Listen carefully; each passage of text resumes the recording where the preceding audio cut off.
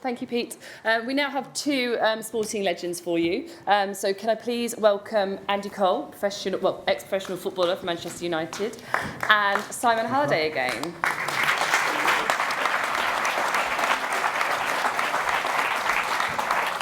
There's only two of us. Yeah. Hello again, everybody. It is my great pleasure and privilege to introduce Andy Cole to you, and in the short time we've got available, we will not be able to do justice to his incredible career and what he's up to now. I'm not sure. But we're going to try. We're going to try.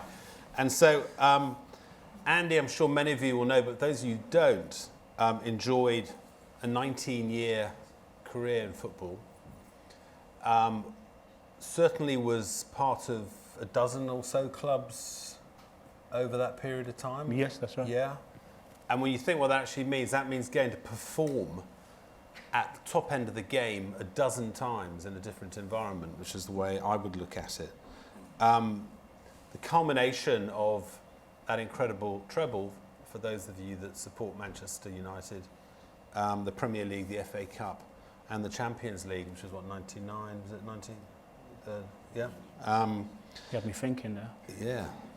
And a glittering international career. So we've got someone who's got an awful lot to say about his, and plenty gone on since he stopped playing. So I'm going to endeavour to bring some of that out. There will be some time for a few questions as well.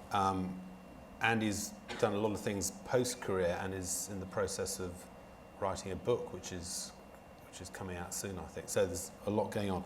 Andy, can I just kick off by saying, you know, in my own little sort of rugby world, where Bath Rugby Club became incredibly strong, powerful, winning kind of, you don't just get there, do you? I mean, you've got to start, you started as you did in your early years, peaking tonight, and people might remember the peak, but just give us a bit of insight about what it took to get into the professional world of football and then work as hard as you did?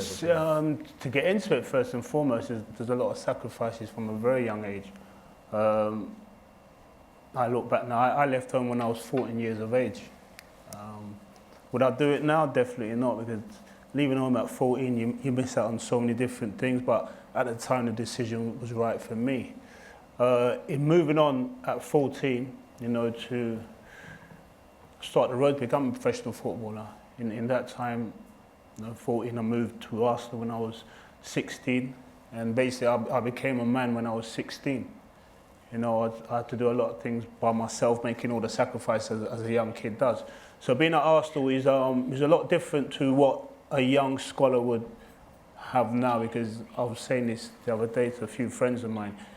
Growing up when I was younger, being a young professional footballer, struggling to be a young professional footballer, you had to do everything your manager told you to do, what your coaches told you to do.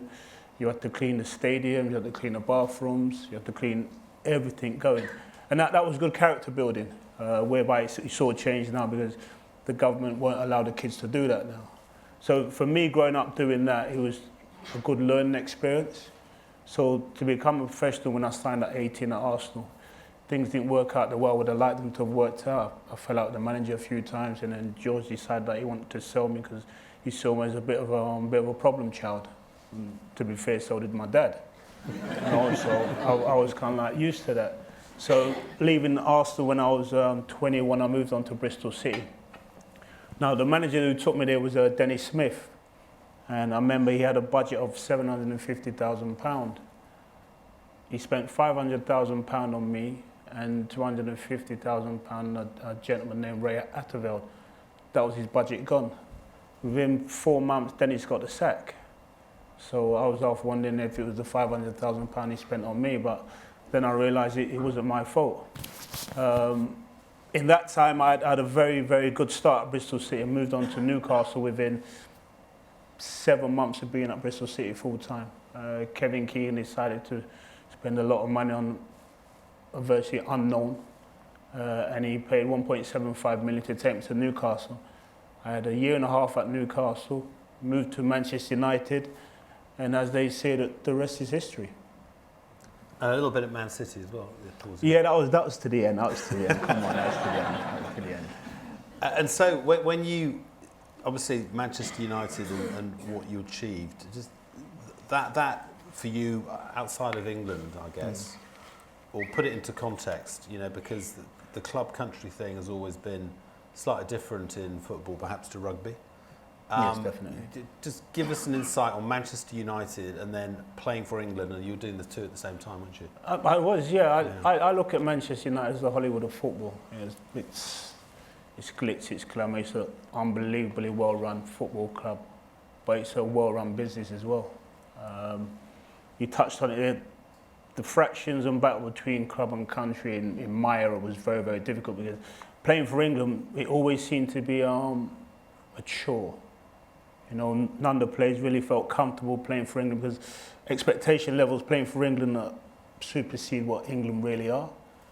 And I remember when I used to get into the England squad, and you know, there'd been 7, 8 of my teammates as Manchester United players, and we used to sit on our own little table, and then the Liverpool boys would have their table, and whoever else wanted to sit on the Man United table sat there, whoever wanted to sit on the Liverpool table sat there. So there was always friction. It was a bit like the Spanish team, i.e. Barcelona, Real Madrid, when they couldn't get on until they sorted out all their problems and then went on to win the World Cup, the Euros, because there's a lot of conflict between clubs. Liverpool, Manchester United, there's a massive amount of conflict. In my generation, it was huge. It's changing now, which is good, and if you look at the way England play now, there's a big, big difference, but my generation was totally different. And was that the manager unable or unwilling to bring people together, or was it... Who was your manager in those days?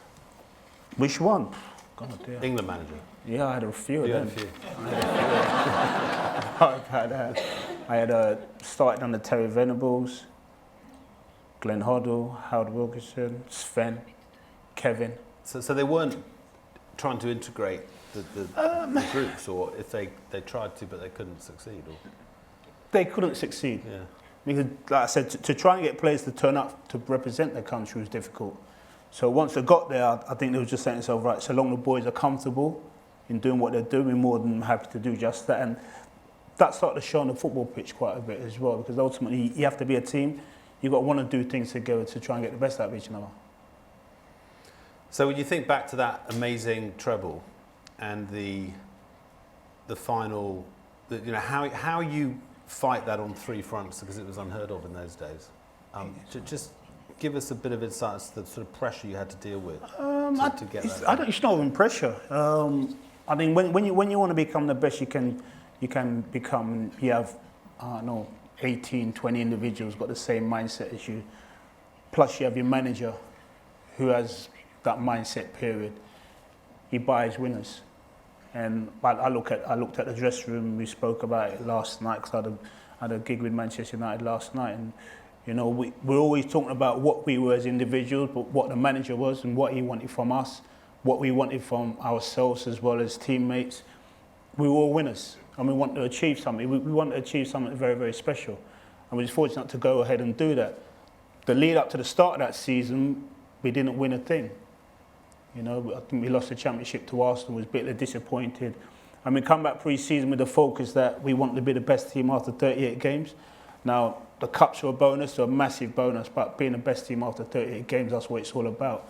So when we went on to achieve what we achieved, starting the season in the qualifiers for the Champions League, then finishing up in May, completing the treble, it's truly amazing.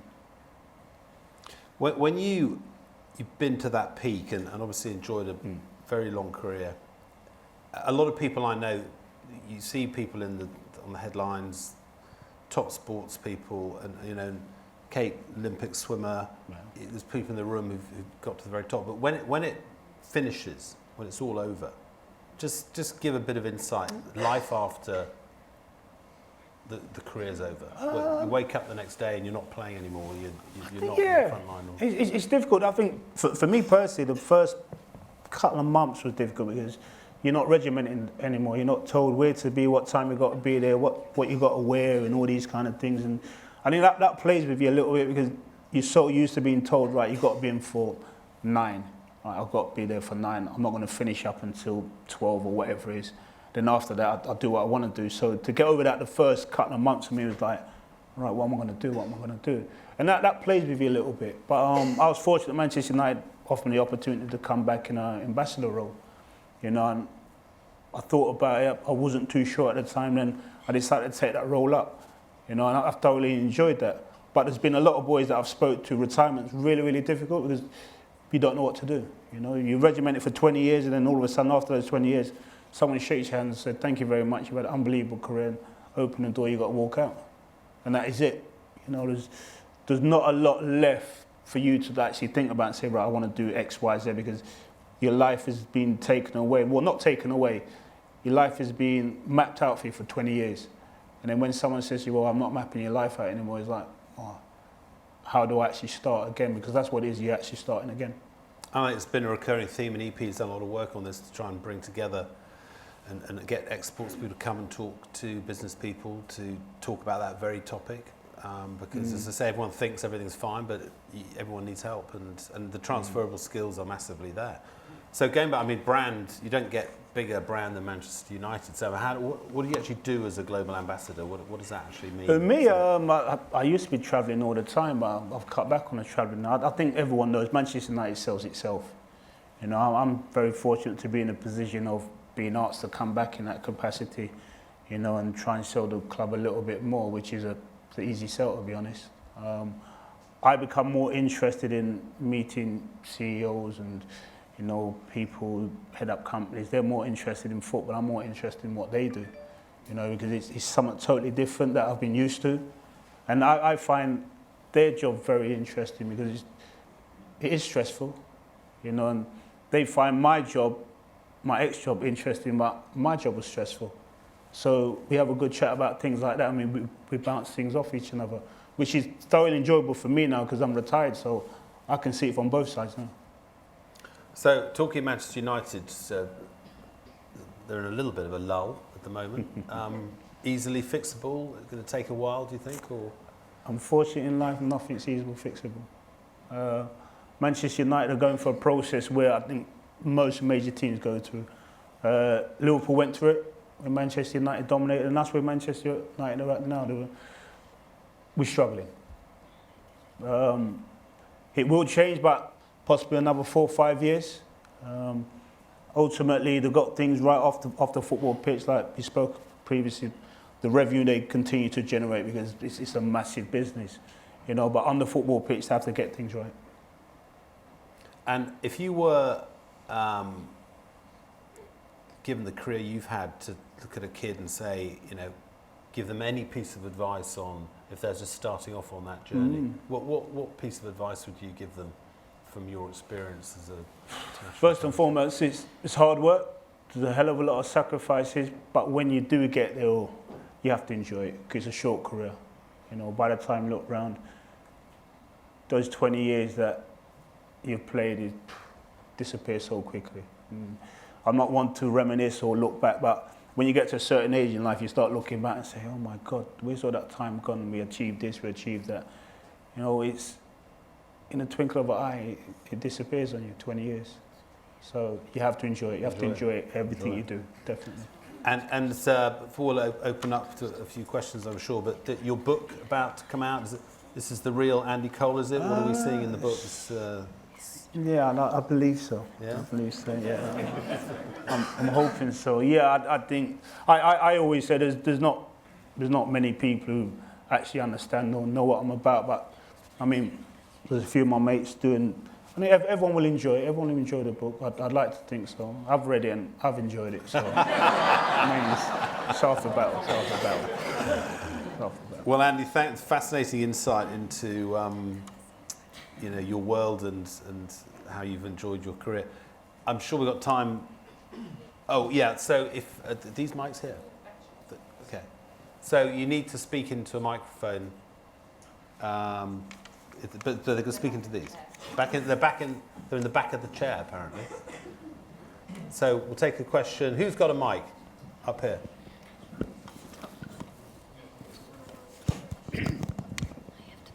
And hello, can you hear me? I certainly can. Firstly, Andy, I was born within 500 metres of Old Trafford. and I'm old enough to go back to the Matt Busby days, Okay. when there was a great interest in those days in developing youth as opposed to spending a fortune on players. That doesn't seem to happen now with Manchester United, and the culture of the club seems to have changed, which we've talked today a great deal about people, and sport is all about people.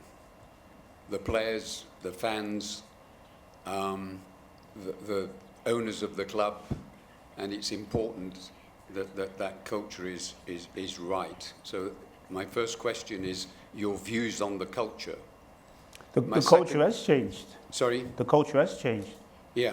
So, But society's changed as well. Yeah. I was fortunate to play with obviously the class of '92, which is us Manchester United's history, because the majority of the boys are local boys, and they understand the football club, the ethos, and how the football club is not run, but understand how the fabric of the football club should be.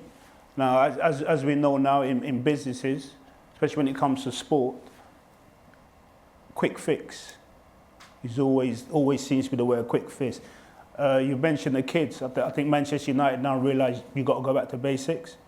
I think that's what Ollie's trying to do, is take everything back to basics and strip it back, because it doesn't matter how much money you throw at a project. If a project's not going to work, it's not going to work, and you've got to go back to basics. So I'm hoping that we're going to do just that. Good. And my second point, which you mentioned right at the beginning, is that the most successful rugby team of all times is the All Blacks.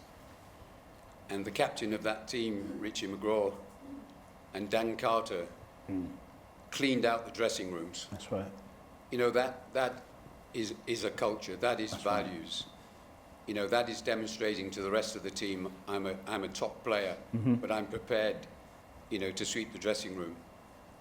I couldn't imagine Ronaldo sweeping the dressing room. What is your views on that? Well, my views on the All Black is they understand what it's all about to play for the All Blacks. It's as simple as that. There's no one person bigger than the All Blacks. You know, and if you're not prepared to do that, you don't play. And it's as simple as that. But they understand playing for the country, what it's all about, what it's based on, what the history is based on. I mean, when it comes to, you know, club football, and like I touched on, it's a quick fix. We need it now. You know, I think Manchester United, we moved away from that a little bit, but now I think they've realised that's where you've got to go back to, because groundwork, starting from basics and building from there. We had a question just here, did we? Before I just saw it. No? Okay. Cool. Yeah, I just wanted to say Imran Khan has transformed himself and become a prime minister, having been a hugely successful sportsman. Can you imagine a situation in your lifetime where a successful sportsman here becomes a prime minister, and what qualities would he bring to that? Who are you looking at here? That's for you, that. Well, I mean, I've got my own version of Brexit going on at the moment, or not, as the case may be, because I chair this European rugby group that's 6 countries and 3 leagues. So you're dealing with all the Celtic nations and Italy and France, sometimes Russia, Georgia, Spain.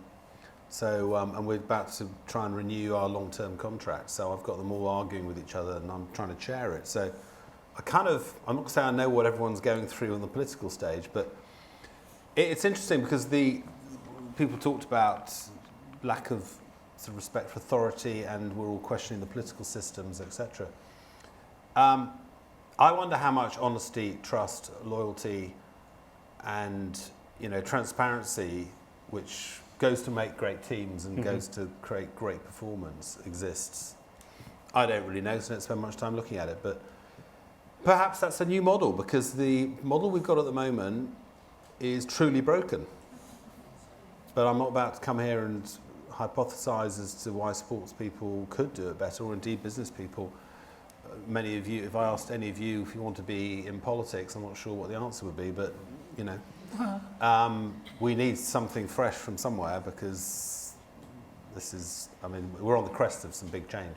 Yeah. I mean, Andy, if you wanted to. I agree totally. I agree totally. Don't quote me, okay? No, definitely not. Andy, Yes, just- I think it's probably a leadership issue, actually. So, of course, everybody wants to hear your favourite Fergie story. But perhaps more importantly, what do Ferguson, Klopp, Southgate have in common that make them great leaders of great teams? I can only talk about Sir Alex Ferguson because I played for him. Man management, leadership, people person. You've got to lead from the front. And like I touched on this, society's changed so much. When I first went to Manchester United, and people used to talk about the fury of Sir Alex Ferguson, the hairdryer and things like that. Yeah, of course, you should get it. As British players, you accept it because that's the way we grew up, But then he changed. A lot of foreign players started to come into the Premier League, and the way he used to handle the foreign players, you can't be so tactile with them. You got to play the game, and you got to put your arm around the shoulder, and he was just that. And in general, just the way he's with people, he's phenomenal. The way he leads people. He used to walk out the room sometimes scratching your head and turn around and say, "So I'm not sure how he's quite done that," But he's got everyone on side, and his leadership skills are truly fantastic. And if you speak to anyone about him, they've not got a bad word to say about him because he's a true leader, and that's what you need, especially when you're at the peak of your powers in business or football management. You've got to lead from the front, and that's what you've always done. Yeah. Hi, Andy. Like Harry, another United fan since '76. I'd like to ask you, like working in restaurants, that you got an element of teamwork where people are put in the right positions, same as football, same as rugby. The gentleman just alluded to Alex Ferguson as a leader, but actually on the pitch, when you're 2-1 down to Arsenal, and you've got 15 minutes to go, who in the United team was the biggest motivator and inspiration to actually collectively pick up the team? Who I played with, it would have been Roy. Roy Keane. Yeah, definitely. But we always say you have to be your own leader on the football pitch. You've got to lead yourself. Yeah. You've got to be self-navigation. But as a team, you will always have one leader you look to, and he'll guide you. And Roy was always that. Roy was always a leader from the front. He always said if you ever went to war, he was one individual you'd have in the trenches.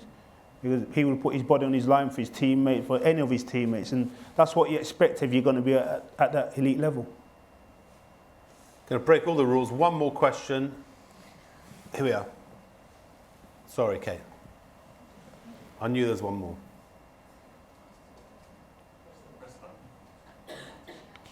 Awesome. Yeah, Andy, obviously you're one of the most prolific goal scorers in British football history. My question was, is there a formula to, scoring nearly every game, hat tricks, just consistent goal scoring, performing at a top level for, throughout your career? What was it? What was the secret to goal scoring is my question. What was the secret? Luck. It's as simple as that. You keep running in there. That was my secret. I've always been dedicated to my craft. I've always wanted to be dedicated to doing it. I've always wanted to sacrifice to get to the next level. And when I talk about growing up as a kid, you've got to sacrifice certain things. I think when you play football at the highest level, to a certain extent, you have to be selfish. You've got to be selfish because you're an individual in a team game. And that's what I always want to be. I want to be the best I could be as a team player, but as an individual, I want to be the best that I could be. So like I said, you've got to sacrifice, you've got to work as hard as you can do, and you've got to keep doing it, keep being repetitious about whatever you're trying to do to become better, to strive to be better. No problems. I think it's been a real insight to listen to Andy. We've learned a lot. Thank you very much, Andy. Thank you. Thank you. Cheers. Thanks very much. Yeah.